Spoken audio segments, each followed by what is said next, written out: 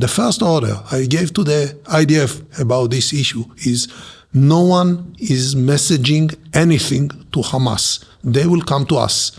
If you will message anything to them, you will consider as the weak side. So you need to take their assets, their tunnels, and especially their lives. If you do so, eventually they will come to you. And I said, put their heads under the water. Once they don't have enough air, they will come to breathe and they will talk to us. And that's what happened in the first deal. Exactly that.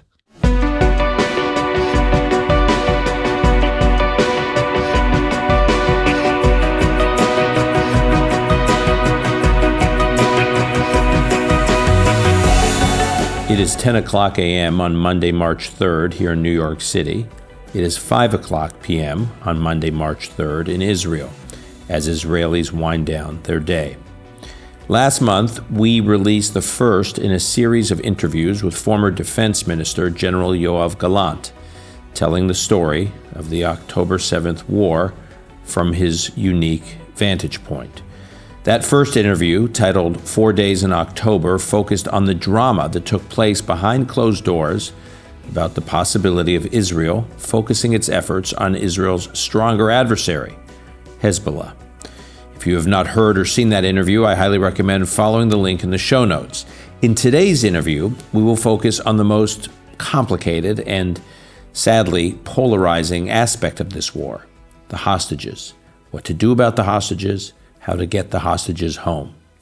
Former Defense Minister General Yoav Gallant, thanks for coming back to continue this conversation. Thank you very much, Dan. I'm looking forward to continuing the conversation. Last time we were together, you told me I can call you Yoav, lest our listeners and viewers think I'm not being sufficiently respectful or formal. I am following your lead. That's fine. And actually, last time we were speaking about operations and battles and war.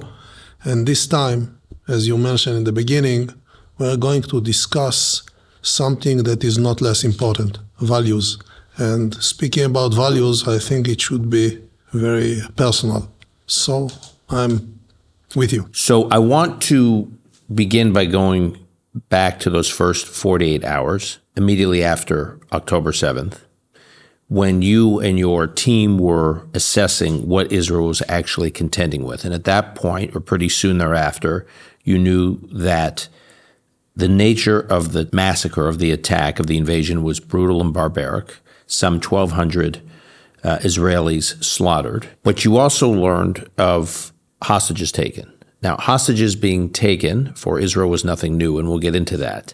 But the scale of it, 251 hostages taken. This, in American terms, just so our American audience understands, in American terms, proportionate to the U.S. population, would be the equivalent of 10,000 Americans being taken hostage. So I often try to remind American audiences, imagine if when 9/11 happened here in the United States, we suffer devastating loss of life, and then at the same time, we're informed that 10,000 Americans have been taken hostage, which means 9/11 is not just one day, but it is this ongoing trauma with no real clear end in sight. So I want to take you, or I want you to take me back to when you were processing that information and what you and your team were assessing it at the time. Like when you were told there are 251 Israelis taken hostage, how shocked were you? There's the sheer shock of it. And then there's also the reality that Israel, no Western country, no country in the world has a playbook for how to deal with this large number of its citizenry being taken in captivity. Well, the most important point in this event in the very first days was the proportions. First of all, the amount of casualties that accumulate every hour, and it turned to be dozens and later on hundreds and eventually thousands. Second, the amount of hostages that we were informed in the beginning about few and then dozens, and within a short period of time, it turned to be hundreds. And although I was very experienced with issue of hostages, including as a commander and a soldier, this was something different. And I understood that beside being so brutal, it is complicated because I knew Gaza very well. And in Gaza, everything was inside a populated area with millions of Palestinians that are part of the scenario. So I understood very well that it's going to be very, very complicated. What kind of, at that point, regardless, I said before there was no playbook, but like in real time, are you making any adjustments to how you would immediately think about a hostage situation? We'll get into specific hostage situations in Israel's history in a moment. But was anyone saying, well, this is what we do in hostage situations, but we have to do things different? Like, was there any kind of discussion about any kind of precedent for what to do with something like this? I'm fighting Hamas since it was established in 87, and I know them quite good. And I knew that they will not give you anything unless you have something that they really need. And this is not the prisoners. The prisoners in Israel... Meaning the Palestinian prisoners in Israeli prisons. The Palestinian prisoners in Israeli prisons was already given. They were speaking about Israel withdrawing from Judah and Samaria. They were speaking about how to divide Jerusalem in their thinking. So, meaning in return for Israeli hostages, for a deal. Yeah. So that's what was running in their minds. If you want to get the hostages, you have to apply a serious military pressure. That means that after you kill 5,000 terrorists, if they see that you are going to continue, then they will think about it.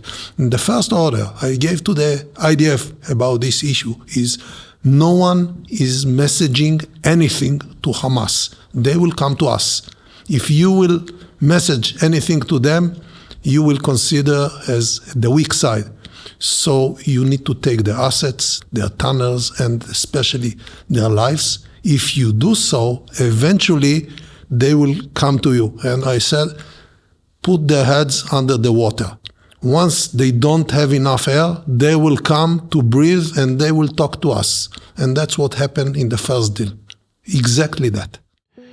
We're taking a short break to tell you about the sponsor of this episode. We'll only be doing this selectively, but I wanted to take a moment to discuss Sapir, which is a quarterly publication edited by Bret Stephens.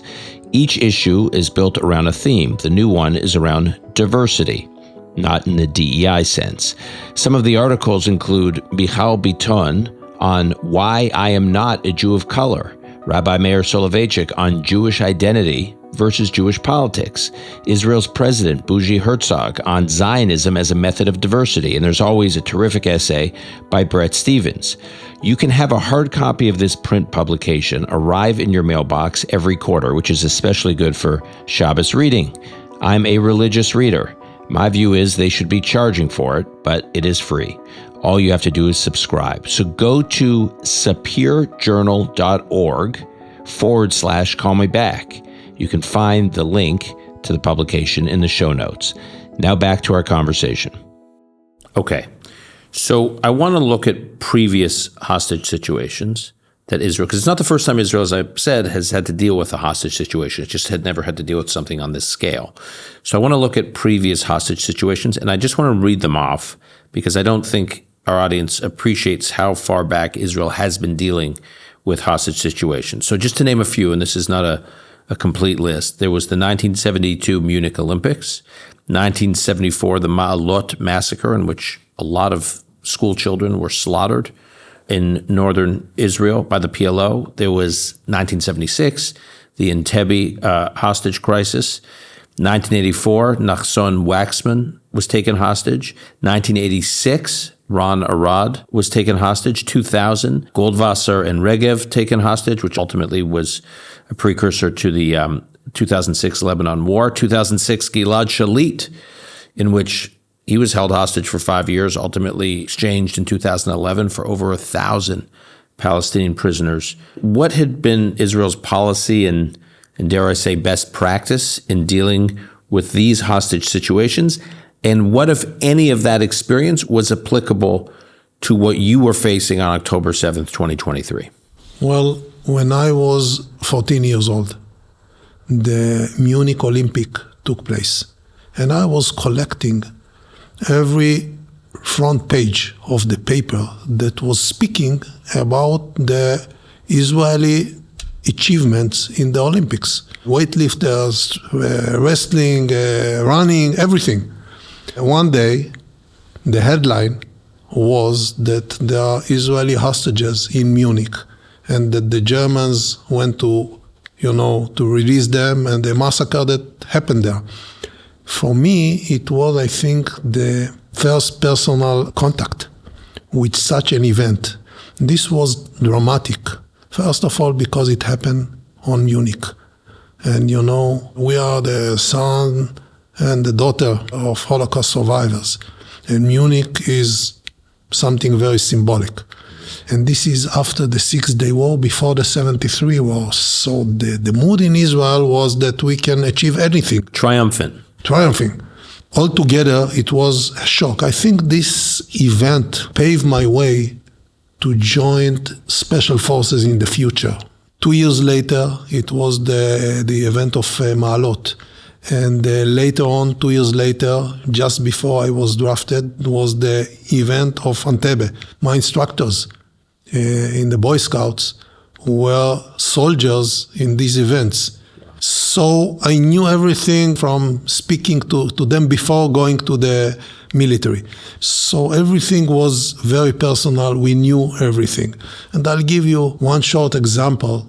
In the October 86, I was in the Navy SEALs as a young commander. I was less than 28. And all of a sudden, my commander at the unit, Yedidia Yari, who was at the same time a Navy captain, called me and said, come immediately to the office.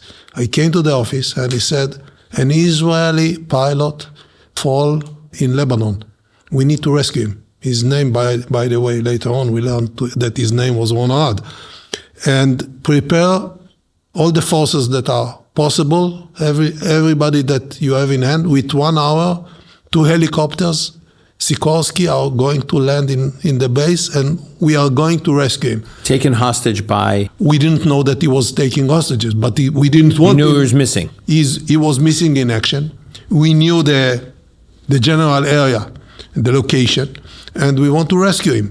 So I'm giving you this example to show how much we were devoted to the mission of rescue one Israeli pilot. We started to prepare ourselves. We didn't know much about the location, about the mission, about the conditions, about the enemy, but we knew one thing. If an Israeli soldier is in a possibility to fall in the hands of the enemy, we are going to rescue him.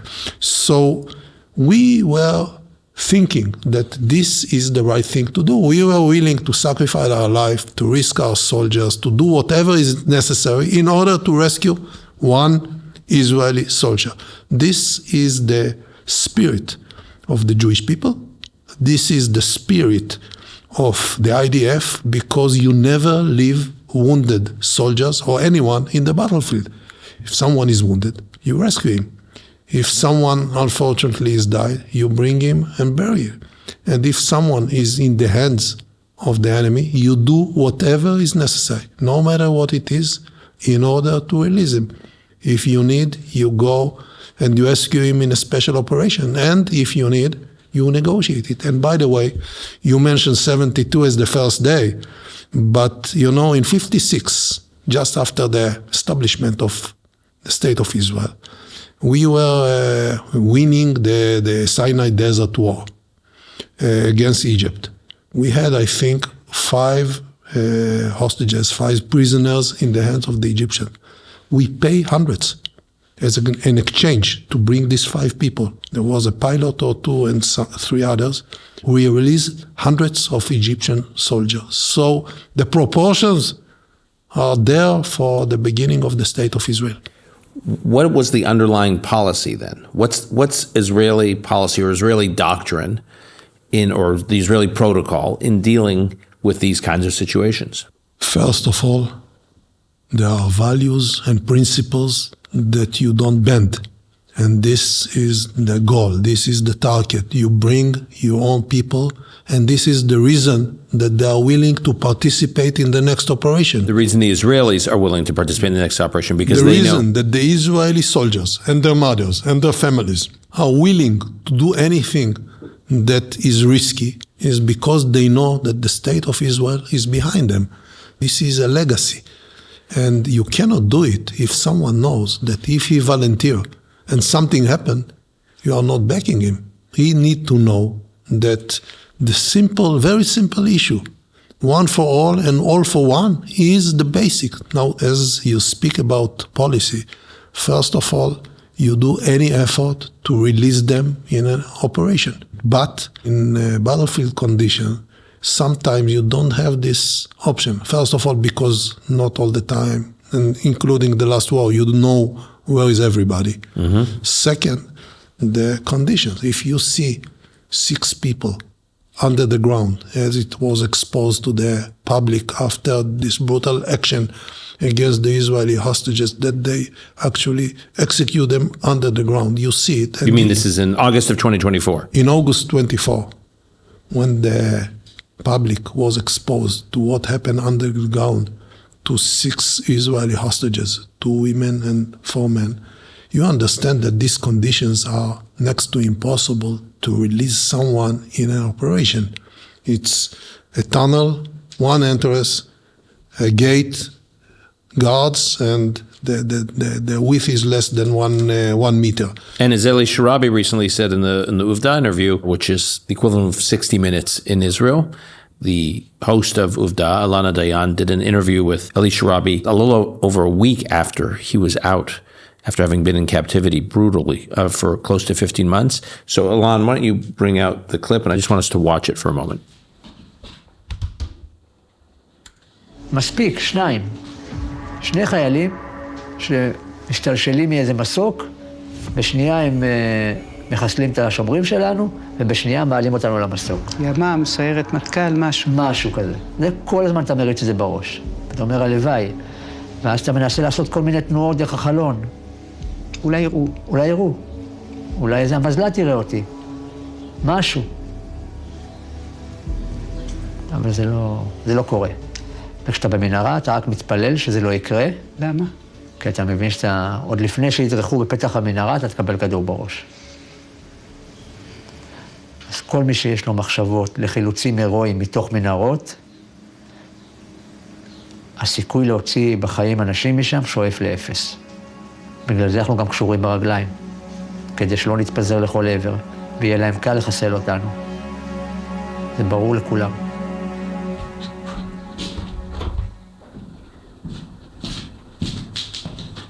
Eli Sharabi is a hero. Yarden Bibas is a hero because of what happened to them as hostages and because they were losing everything they had, their families. And they are so obliged to the goal to bring the others. You see this hero, Eli Sharabi, what he is speaking of in the interview, and I spoke to him before the interview.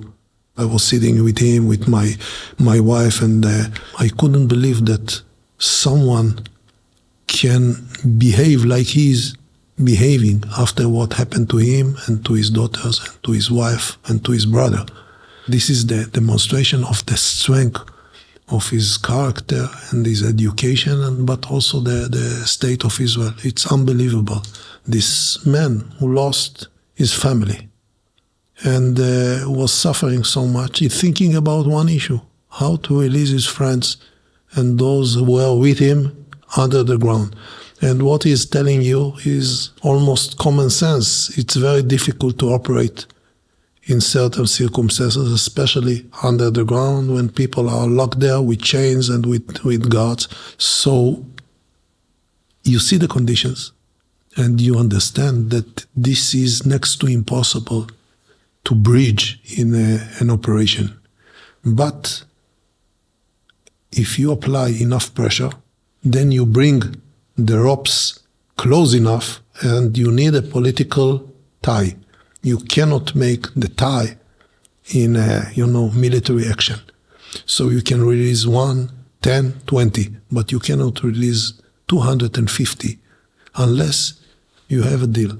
Once you don't have enough intel or the operational conditions are not ripe and time is running short because the life of hostages is under risk all the time, you need to make concessions. And those concessions, to my understanding, are a sign of bravery and resilience of the state of Israel. It's not weakness. You are willing to pay in order to bring back your own people. This is essential. This is part of the education. This is part of the values. And believe me, fighting for your own values is the most important issue on a personal level and also in a national level. What is the difference between those Jews like my parents and others that were in the Holocaust and the situation right now? Israel has the ability and of course the right to defend itself by itself, and we are translating it. So for me, the commitment that was mentioned all the time, never again, it's not only a phrase, it's not only a commitment. This is a manual. Never again means that any Jew, anywhere, not only in Israel, all over the world, if he is under a risk, we will find a way to rescue him. And we did it many times, all over the world. We sent special forces. We cooperate with others to release one Israeli citizen or one Israeli soldier, and in many, many cases, even after they died. You know, we have done great operations with some countries in order to bring back the bones or the bodies of our late soldiers that died in wars much before that. So I think that this is a sign of bravery, a sign of resilience, and I am willing to fight for my values, and especially I'm willing to fight for the values of the state of Israel and the Jewish people. I think many people, and I encounter this all the time when I talk about Israel's hostage dilemma, many people, including many in the Jewish community outside of Israel, are genuinely torn about the asymmetrical nature of these dilemmas, these negotiations, in terms of what Israel's willing to give up, what high price Israel's willing to give up. And obviously, so we don't talk in abstract terms, I mentioned it earlier, 2011, to get Gilad Shalit, one Israeli hostage back, Israel released 1,027 prisoners, Palestinian prisoners, some brutal terrorists from Israeli prisons. In fact, Ehud Olmert, when he was prime minister, was presented with a comparable deal. And we had Tzipi Livni on this podcast, former foreign minister at the time. They came away saying, this deal is way too generous to Hamas. We're not doing it. And then sometime after that, Netanyahu was prime minister. He did the deal. And in the context of that deal, people like Yahya Sinwar was serving multiple life sentences. He was released from an Israeli prison he got a new lease on life, which included orchestrating the biggest massacre of Jews in a single day since the Holocaust. So you say to have a state of Israel means never again. Here, Israel released a modern-day Hitler or modern-day Osama bin Laden, who didn't just do never again. It was again. It was a real live war against Jews, a real live pogrom in the Jewish state, orchestrated by someone released from an Israeli prison in a lopsided deal. One thing you know when Palestinian prisoners are released, Hamas members are released from Israeli prisons, you know that at some point that release of Hamas terrorists from Israeli prisons will result in incentivizing future hostage takings, because enemies of Israel will know that taking hostages works. And you also know it will likely result in more violence, right? Sinwar gets released. It's not like he goes to live a quiet life into retirement. He gets released and he begins plotting more violence against Jews. So it's a high price. Yes, you know, this is not only arithmetical calculation. How many versus how many? This is much more complicated. Once, because how do you recruit people to serve in the most difficult and severe situation as volunteers in special units or in the Mossad or the Shin Bet, and by telling them that you are by yourself. If something happened to you, we are not with you. I think that this is something that won't work. Second, the obligation is not only to your state and to your people, state of Israel and the Jewish people. It's also to the close group that working with you, that know that one for all and all for one. This is the way you fight. If something happened to someone, you go and do whatever is necessary in order to secure it. And by the way, I was chasing Mohammed Sinwar and Mohammed Def since 1997 for 26. Mohammed Sinwar or Yehya Sinwar? Mohammed Sinwar and Mohammed Def. Okay. Yehya Sinwar at that time wasn't that prominent. Yeah, so Mohammed Sinwar, Yehya Sinwar's brother. Yes, the real one that running Hamas now, at least inside Gaza. I was dealing with Mohammed Def so many times, and maybe we'll find some time to discuss how many times we miss him. But if it's not Yehya Sinwar, it's somebody else. I mean, you cannot change values. You can change policy, but you don't change values. During the situation that we had, the things that were on the table were to bring back the number that was spoken of was 33 hostages during April, May, June, July. Of 24. 24. And the price was less than we paid for Gilad Shalit. And the reason is that Hamas was under pressure. I want to go back to the days after the war started. My understanding was that in the days after October 7th, very senior officials within the security apparatus, I'll be careful here to protect names and positions, but let's just say very, very senior officials, assessed that basically none of the hostages would come back alive. 251 hostages taken, and they argued that their working assumption was that none of them would come back alive. When you heard that assessment, what was your reaction?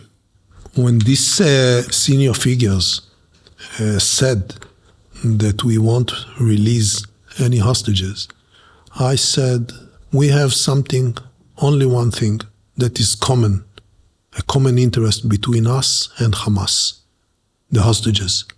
We need them because of their lives, of their families, of our values, and because this is a declared goal of war.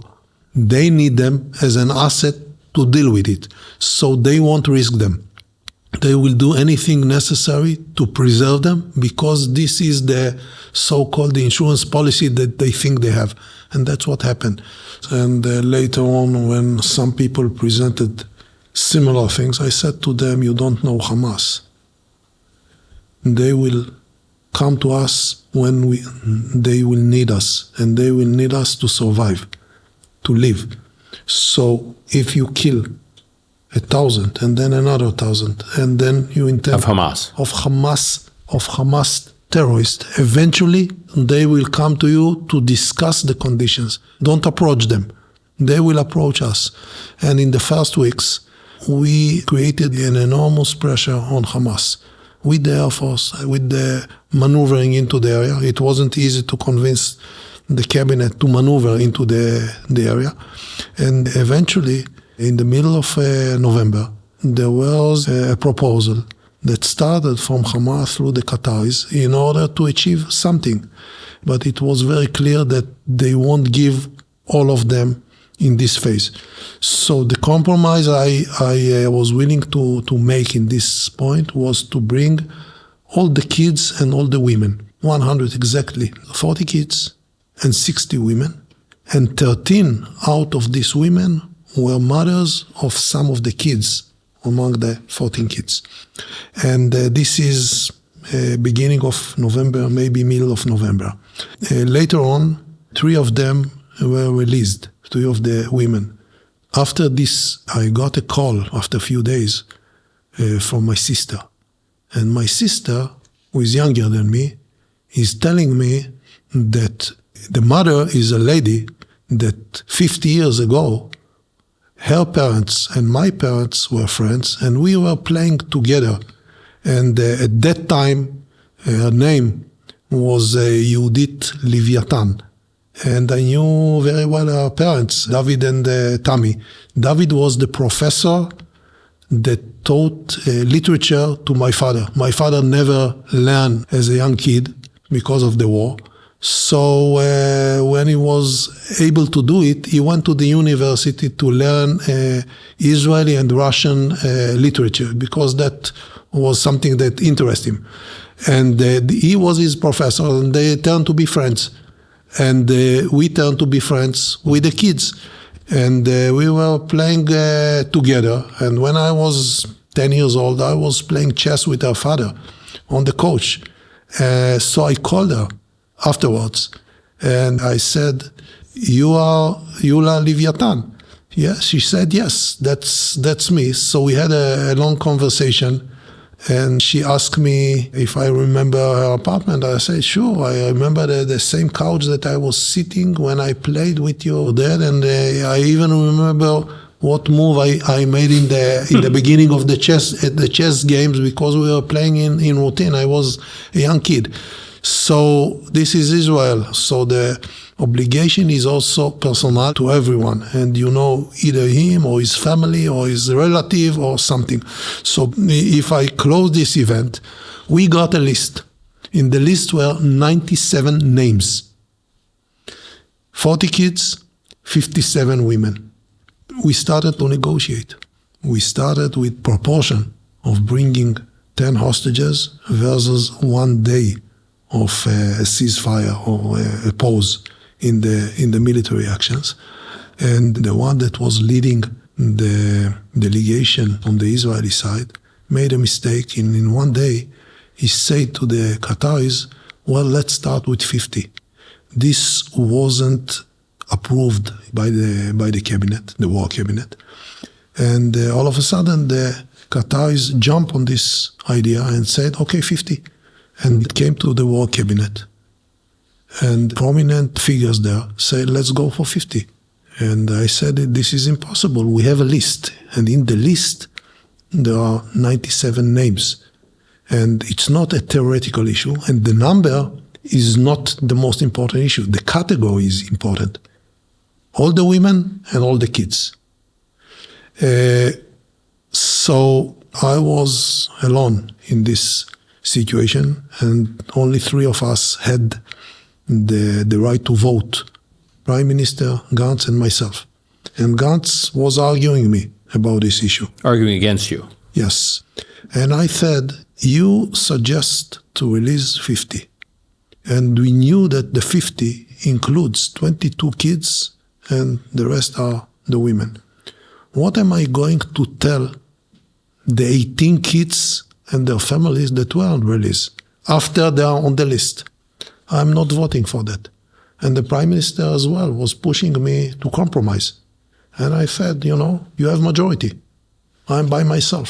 I will vote against it. No way." And I was blamed in the cabinet and also in public that because I am, looking only on the military side, which is absolutely false, I'm going to neglect these 50 hostages. And I said, no, the opposite. I'm insisting that we release all of them. And then we came with the solution that for any extra day, we will get another 10 hostages. And eventually we released 80. And they didn't want, Hamas, they didn't want to release the last 17, 2 kids, Bibas family, and 15 ladies. And we knew at that time, I knew at that time, that some of them, including the Bibas kids, are not alive, unfortunately. It wasn't proof 100%, but this was the current intel. But unless you have evidence, you are doing anything like they are alive. And we knew that those ladies are not being released because of what happened to them by the Hamas terrorists. So they didn't want them to go in public and to say that. You mentioned the Bibas kids and Shiri Bibas. So this is in November of 23. Israel is negotiating, as you said, to get all the women and children back, including the Bibas family. Hamas is trying to hold back some of the women and children for different reasons. You say partly because they don't want these live women to come back and be able to tell the stories of what they have suffered and endured. And they also don't want to reveal that the Bibas kids were murdered. How did you know at that point? I know you said you didn't have perfect information, but why were you so confident that the Bibases, the Shiri Bibas and the two children were dead at that point? We had intel that they were murdered by Hamas. So the information was clear enough for intel, but it wasn't clear enough to declare that they are dead, as it happened, unfortunately, with others.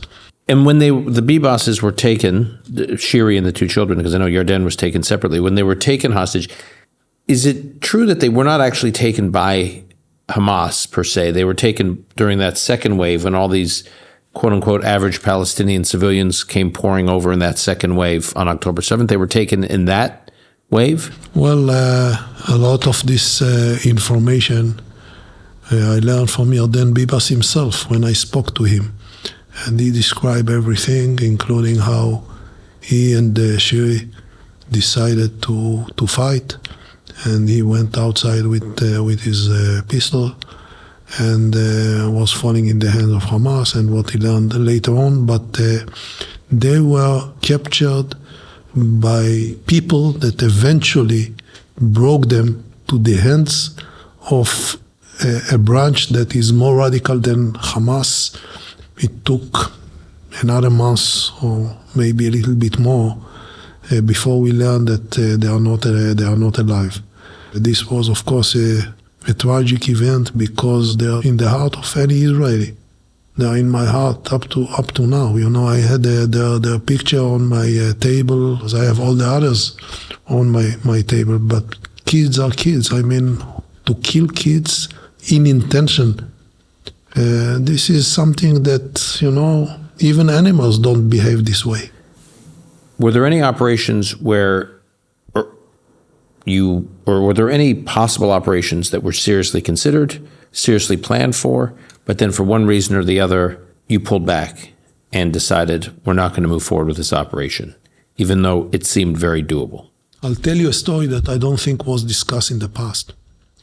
Somewhere in the middle of November, we learned to know that a mother and 4 kids are being held as hostages in a Shati refugee camp in an apartment above the ground. It was the Brodat's family, 3 kids and the mother, and Avigail that was with them. And their parents were murdered in October 7. And we knew where is the apartment. And we sent special forces into the area, and they stayed there for a long period of time. I'm not speaking about hours, days, long days. Just hiding there in some kind of cover, camouflage, whatever. And the conditions weren't good enough because they are in the 2nd or 3rd floor, and next to them there is an apartment, and in the apartment there are terrorists. And the issue is, can you get to them before the terrorists can surprise them? Plus you have terrorists in the apartment itself. And we were looking for many solutions. I'm not going to discuss all the details, but we developed a special system to do something about it. But it was very dangerous to the life of the kids and the mother. So the chief of staff of the military, Herzi, and the head of Shin Bet, Ronen, arrived to me, and they presented the operation. I sent them for do some homework, and then they came back, and they said, we have the solution. Operationally, it could have been done, but very dangerous to the kids. And at the same time, the negotiation is ongoing about the first phase. This is the negotiation for the November deal. Yes. November of 23. Yes. We are speaking about November 23, the middle of November, and we are moving forward. And after they presented it to me again, I said to them, we are waiting because the deal is under progress, the deal that we are having. And eventually they were released in the deal, and we didn't use this opportunity. But Israeli soldiers, including Yamam and Shin Bet, were in the area, ready to create an operation, very risky operation, risky for the kids, but also risky for them. But I didn't confirm it. And I think that in this situation I was right, and the reasons are there. But, this is not something that is 100% guarantee. We're taking a short break to tell you about the sponsor of this episode, Sapir, which is a quarterly publication edited by Brett Stevens. Each issue is built around a theme. The new one is around diversity, not in the DEI sense. You can have a hard copy of this print publication arrive in your mailbox every quarter, which is especially good for Shabbos reading. I'm a religious reader. My view is they should be charging for it, but it is free. All you have to do is subscribe. So go to sapirjournal.org/call-me-back. You can find the link to the publication in the show notes. Now back to our conversation. Going back to the early days of the war, a decision at some point was made to make the return of the hostages one of the war's objectives.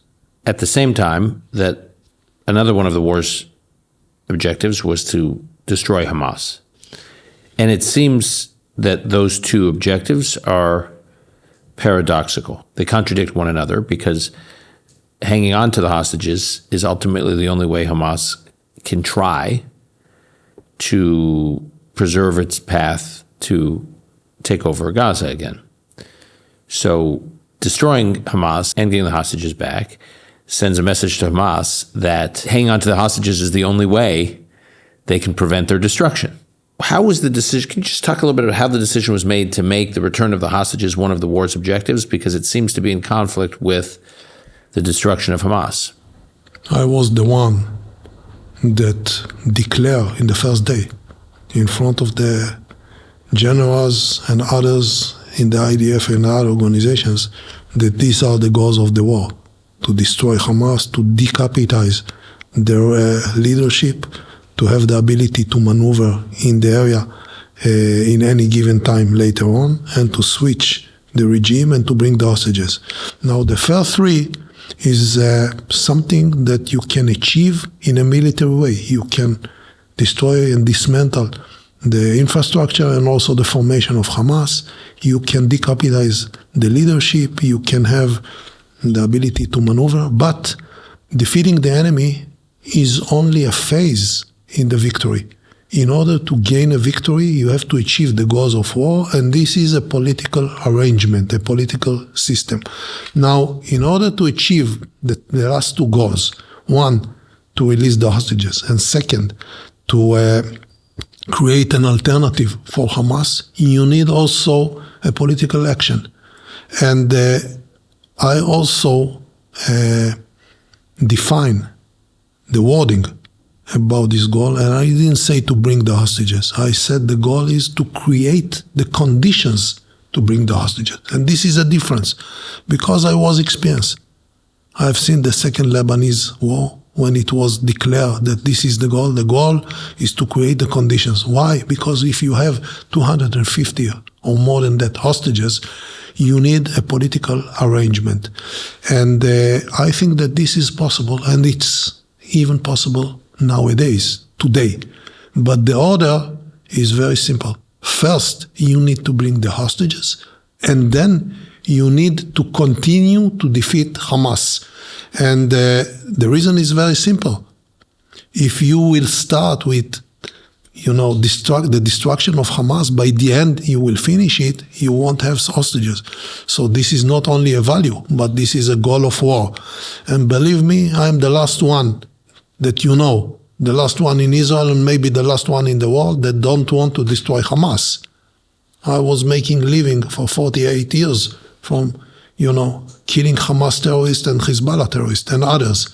And I'm willing to continue with this sequence as much as needed. But let me remind you the simple facts. We take over Judah and Samaria in 1967. We went to defensive shields in 2002. And we are still fighting almost 25 years later. We are still fighting in the same places to, in the West Bank, in Judea, Samaria. In Judea and Samaria to kill terrorists every day in order to protect ourselves. And this is after a very successful and vast operation. So dismantling the formation of the military force of Hamas was very successful. That doesn't mean that you don't have resistance, because if you take Jabalia refugee camp or Jabalia city or Sajaiya or other places, let's say that in one of these neighborhoods you had 1,000 terrorists, which is the average.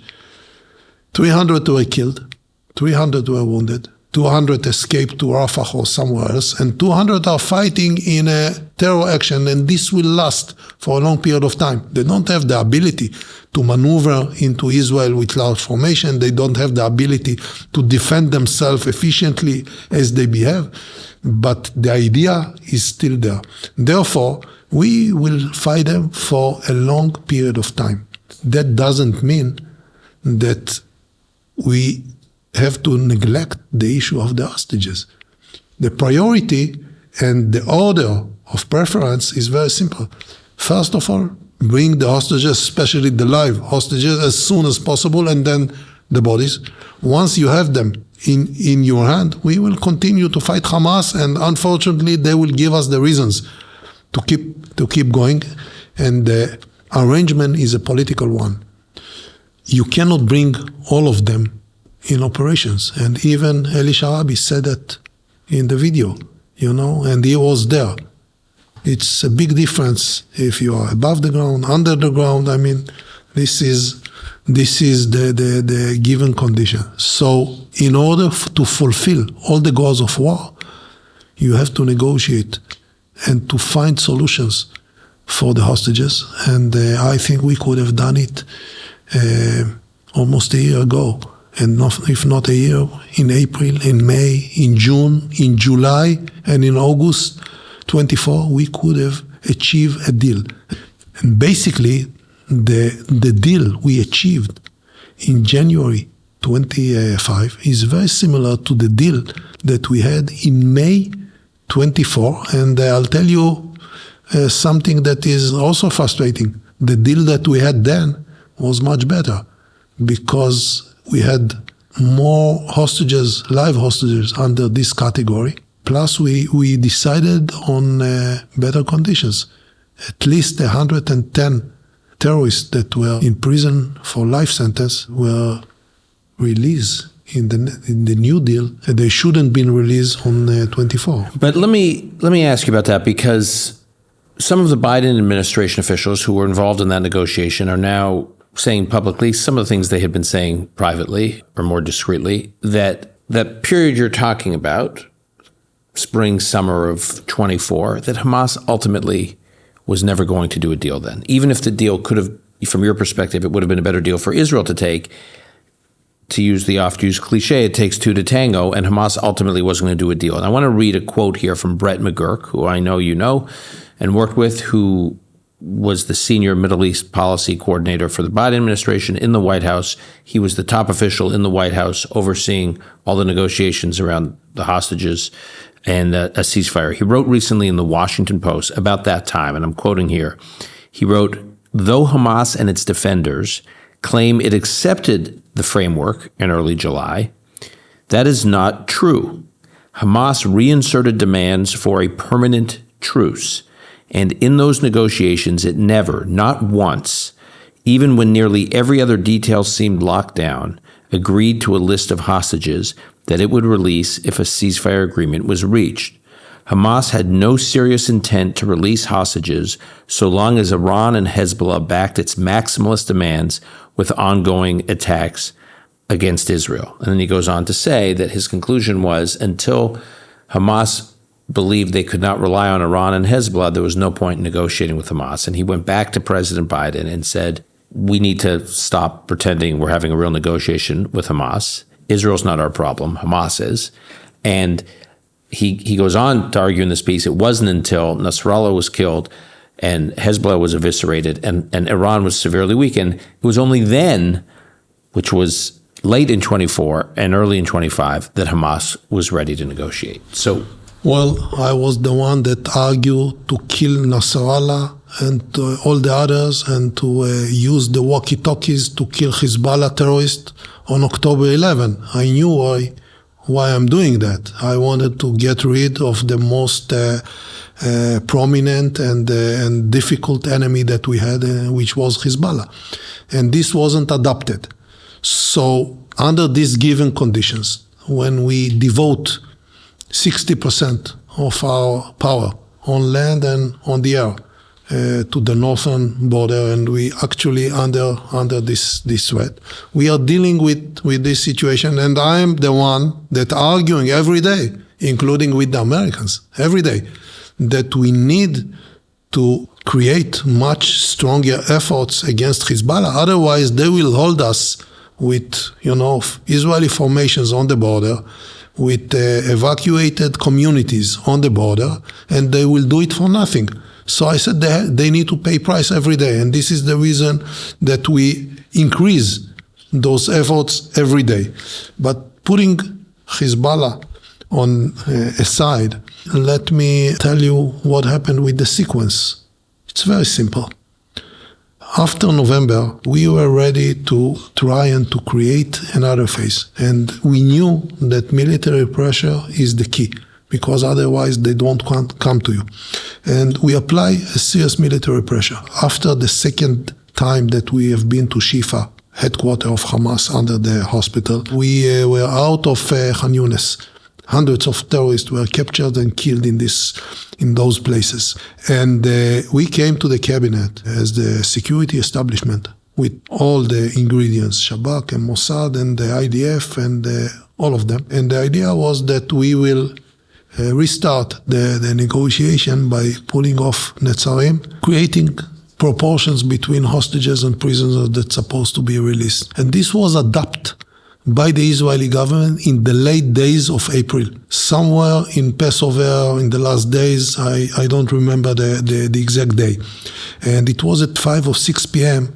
The cabinet was meeting. And although this information was very confidential, and I will tell you what is the details that were decided on the war cabinet. The details were that we are moving towards a deal, withdrawal from Netzarim corridor. So the corridor in the center, the center of Gaza. Yeah. We will withdraw from this corridor. And the decision that the cabinet take in consensus, Bibi and Gantz and myself vote for it, was that we start from the number of 40 hostages, which was only an opening position. We will aim to 33, which is the right number. And the last line, when you stop, is 18 hostages. If you have 18, there is a deal. 17, no deal. Okay? This was part of the mandate. And this was very confidential, because if the enemy hear that, you know, he negotiate down. Yes, he will play with us.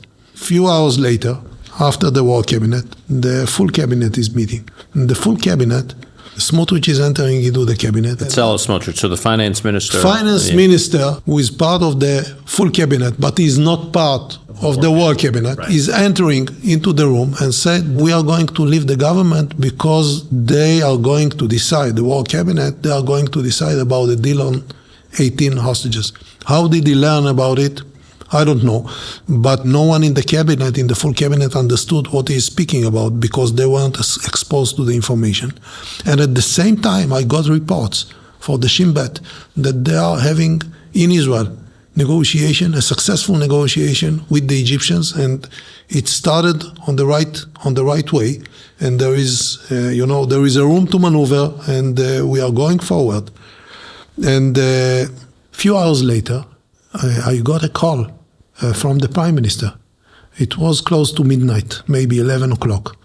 And he said, "Did you see what's going on in the media?" I said, "No. What's going on in the media? I don't have time to watch media." He said, "We are being attacked by all the different players in the media for negotiate a deal on 18 hostages." I said to him, if all the cabinet members and all the military and security establishment was in favor, how it got to the media? And he didn't answer me. He said, everything is on the media and I'm canceling the resolution that we had the same day at noon. I said to the Prime Minister, with all the respect, first of all, you cannot cancel a resolution because it was taken by the war cabinet. And we have 3 of us in consensus. And if you change your mind, you should convince Gantz, because I'm not convinced. I think we should go forward. And later on, Hamas recognized that we are dealing about 40. But at the same time, the Israeli media is speaking about 18. So he said, why should I deal about 33 if they want 18? And basically the deal was collapsing. And it was collapsing because of a leak that went from someone from the Israeli system to the Israeli media and eventually was exposed by Hamas. So this is something that I think shocked me because this was a war cabinet resolution. And the goal was dear and important. And the conflict inside the cabinet was clear, the full cabinet. Ben-Gvir and Smotrich didn't want a deal for their own purposes. All the rest understood that this is a good deal, basically. And the deal collapsed. That's what happened. So this is the phase of April. Then the American president on May 28 took the Israeli proposal, put it as his proposal and said, we adopt this idea, and went in public. Now, the only difference was that he was speaking about one phase and we were speaking about 2 phases. So during June, there was an ongoing conversation in different places in the world in order to shape the situation to 2 phases. And eventually, on July 3rd, Hamas announced that they agreed to 2 phases. One, humanitarian phase, and second one is the rest. And this was paragraph 8 and 14 in the agreement. And it was achieved. They breached to our proposal. And this is the presidential announcement. So by the beginning of July, the conditions were ripe to start the detailing of the final agreement. And then it took us 25 days to answer. And I said to the Prime Minister, you are going to give them an answer that they will not accept, because this is the negotiation. Do it today to save time. We gave the answer only on July 28 or 27.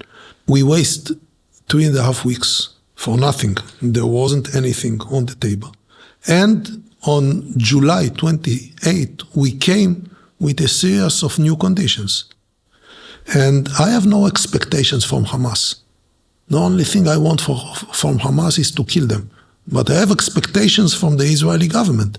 And the expectations is to do anything possible to bring the hostages. Because these are Israeli citizens that were kidnapped from their beds, or Israeli soldiers, and because this is a goal of war. And the goals of wars should be achieved. And the hostages is something that is there for a given period of time. This is a TST, time-sensitive target. If you don't achieve it on time, it can disappear. And we knew they are suffering. I think early on we all imagined how horrible it could be, certainly after the first release, but especially after the more recent releases. We don't have to imagine, because it's actually, I think, worse than we had imagined. And I want to just go back to Eli Sharabi, who we talked about earlier in the Yoav interview. Alon, if you could just bring that clip. I just want to play one clip of what he describes what life was like in captivity. אילנה, את יודעת מה זה לפתוח מקרר? זה עולם ומלואו. זה עולם ומלואו לפתוח מקרר. המושג הזה בכלל, של אדם חופשי שיכול לקחת משם פרי, או ירק, או ביצה, או מים, או שק לחם. על זה אתה חולם כל יום. לא אכפת לך מהמכות שאתה חוטף, ואתה חוטף מכות, ושוברים לי צלעות.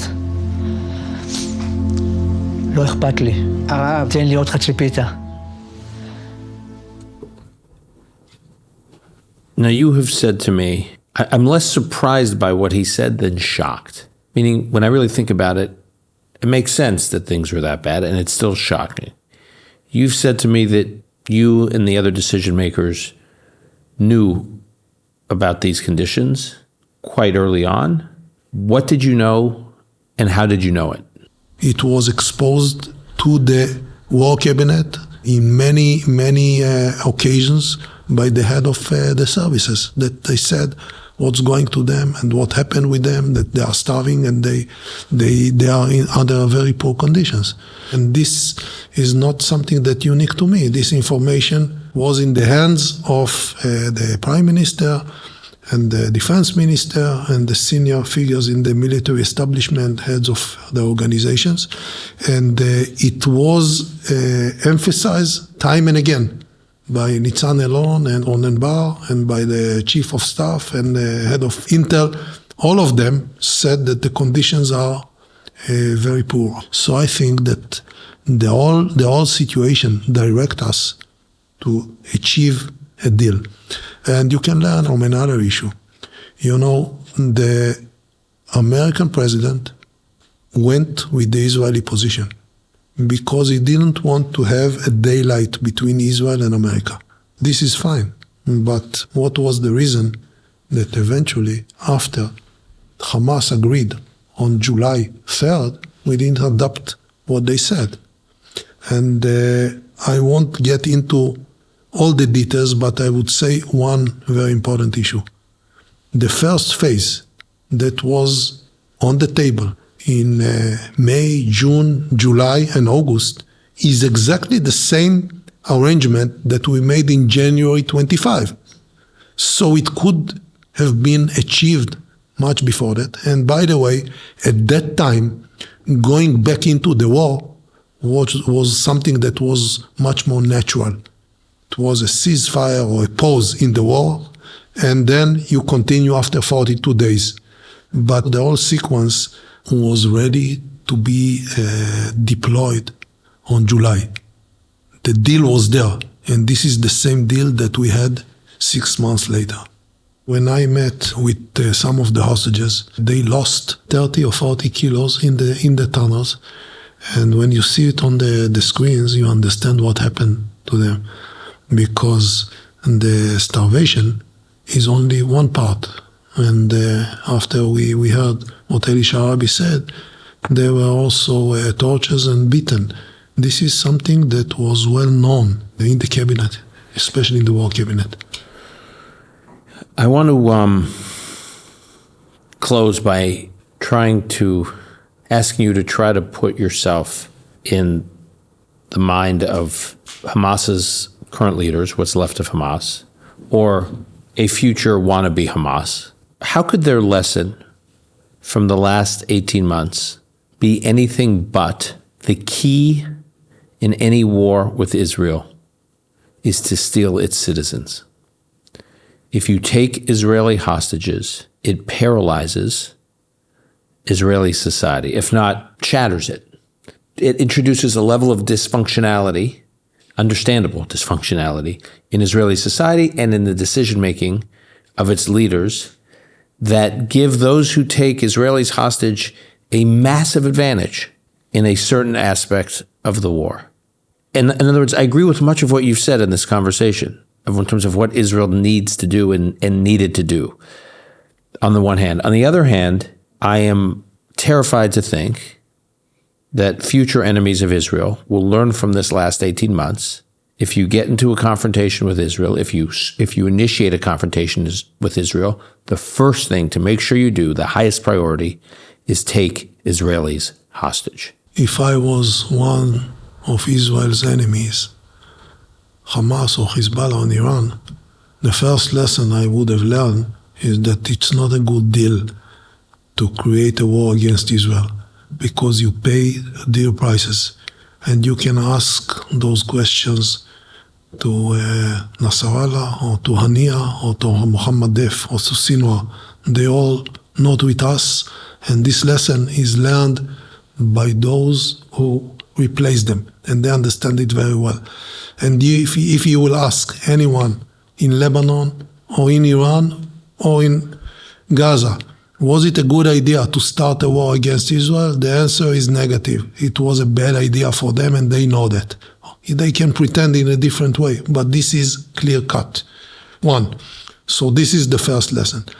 As to the issue of hostages, for me, keeping your values, protecting your people, and being able to deploy whatever is necessary in order to achieve it. This is a point of strength and resilience. This is, I would say, a center of gravity for the Israeli society. Kulam ba'ad echad and echad ba'ad kulam. All for one, one for all. This is strength. This is not a weakness.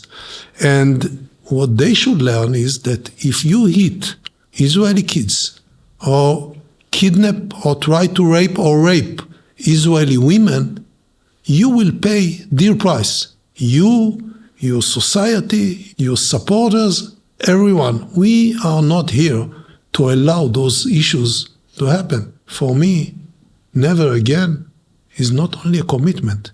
This is a manual I'm working according. This means that if someone hit you, it's eye against eye, and it's not one eye, because we have to defend ourselves, we have to protect our kids, we have to protect our women, and we are willing to do whatever is necessary to preserve our values. Value is not a neglected issue. Value is almost everything. You are fighting for a lot of things that are more important than your life. Your people, your nation, your country, your family, and your unit. And you are willing to do whatever is necessary. And I think that we should be proud of the Israeli soldiers, of the Israeli civilians, of the Israeli women, and fought to protect their kids. This is unbelievable behavior of the Israeli society. And I hope that what was shown in those dramatic days that were very, very difficult. In those dramatic days, you have seen the unity, the willing to sacrifice of the Israeli society. People went bare hands into the fire. This is a point of strength. And part of it is to release their friends, their families, everything that they are here to protect. You wake up in the morning, you drink coffee, or you went to sport in 6 o'clock, and in 6:30, you hear the news, in 7:30, these people, reservists and just civilians, are in the battlefield fighting for their life and other life. This is not somewhere on the other side of the globe. We are fighting to defend the only Jewish state, the state of Israel, and we are willing to do anything that is needed, anything. Yoav, thank you again for a illuminating conversation. I look forward to picking back up for our next conversation. I'll be happy to. Thank you very much.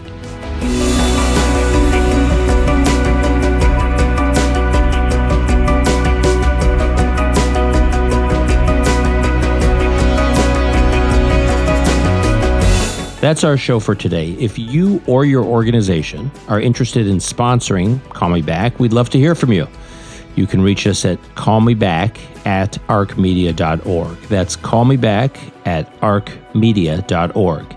If you found this episode valuable, please share it with others who you think may appreciate it. Time and again, we've seen that our listeners are the ones driving the growth of the Call Me Back community, so thank you. To offer comments, suggestions, sign up for updates, or explore past episodes, visit our website, arcmedia.org. That's arkmedia.org, where you can also find transcripts with hyperlinked resources, which will hopefully help you deepen your own understanding of the topics we cover. Call Me Back is produced and edited by Ilan Benatar. Additional editing by Martin Huergo. Arc Media's executive editor is Yardena Schwartz. Research by Gabe Silverstein. Our music was composed by Yuval Semo. Until next time, I'm your host, Dan Senor.